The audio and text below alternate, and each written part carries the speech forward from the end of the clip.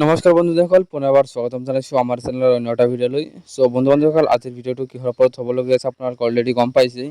2026 চনত এইচএছ পাছ কৰা ল'ৰা ছোৱালীসকলক স্কুটি দিয়াৰ যিটো কথা আছিলে, সেইটো আপোনালোকে কিমান পাৰ্চেণ্টেজত পাব আৰু কেনেকৈ আপোনালোকে এপ্লাই কৰিব বা এপ্লাই ডেটটো কেতিয়া আহিব বা আপোনালোকে এপ্লাই কৰিব লাগিব নে নাই, গোটেইখিনি ডিটেইলছত আজি এইটো ভিডিঅ'ত কথা পাতিম।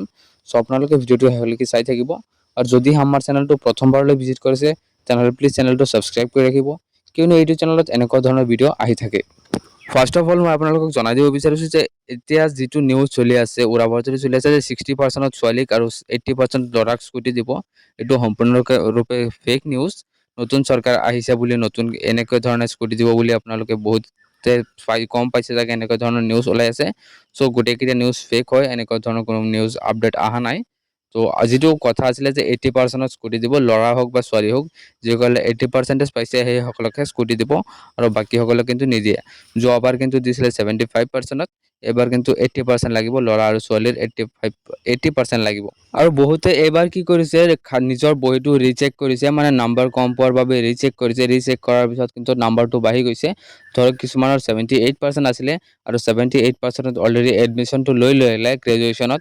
ইয়াৰ পিছত কিন্তু যিটো ৰিজাল্ট আহিলে, ৰিজাল্টত কিন্তু মাৰ্কটো বেছি আহিলে, ধৰক 80+ আহিলে পাৰ্চেণ্টেজটো।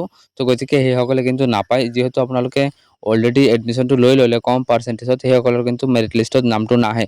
আৰু যিসকলে এডমিশ্যন লোৱা নাছিলে, ৰিচেক কৰিব দিছিলে আৰু এডমিশ্যনটো লোৱা নাছিলে, সেইসকলে কিন্তু স্কুটিটো পাব।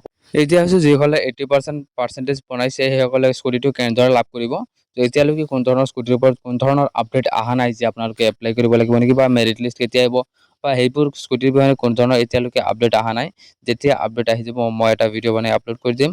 চ' আপোনালোকে নিশ্চিন্ত থাকিব, চেনেলটো ছাবস্ক্ৰাইব কৰি ৰাখিব। আৰু যিসকলে স্কুটি নাপাব, মন বেয়া নকৰিব, আপোনালোকে 75%ৰ ওপৰত পাইছে যদি বা 80%ৰ তলত আছে বা 70%ৰ ওপৰত আছে, আপোনালোকে কিন্তু 85,000 এটা পোৱাৰ চান্স আছে। আপোনালোকে 85,000 স্কলাৰশ্বিপ পাব।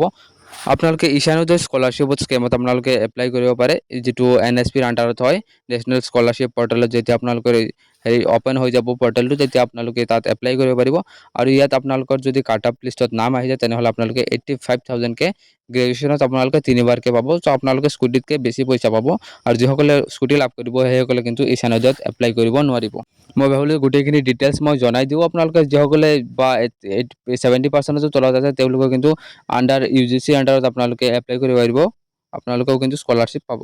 যদি আপোনালোকক স্কলাৰশ্বিপৰ ওপৰত ডিটেইলছত ভিডিঅ' লাগে, স্কলাৰশ্বিপ কিন্তু সকলোৱে পাব, অকল স্কুটি পোৱাসকলেহে নাপায় আৰু বাকী সকলোৱে পাব স্কলাৰশ্বিপ। যদি স্কলাৰশ্বিপৰ ওপৰত ডিটেইলছ ভিডিঅ' লাগে কমেণ্টত জনাব।